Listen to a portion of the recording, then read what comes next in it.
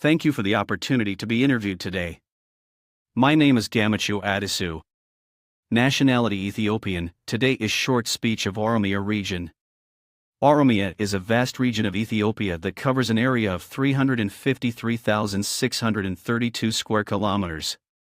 It is the largest regional state in the country, and it is home to over 50 million people.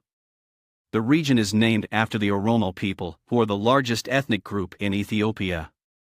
The Oromo people have a rich history and culture that dates back thousands of years.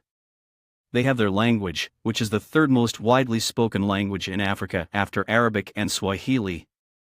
The Oromo people are primarily farmers and pastoralists, and agriculture is the primary economic activity in the region. Oromia is a diverse region with a wide range of landscapes, from highland plateaus and mountain ranges to lowland savannas and fertile river valleys.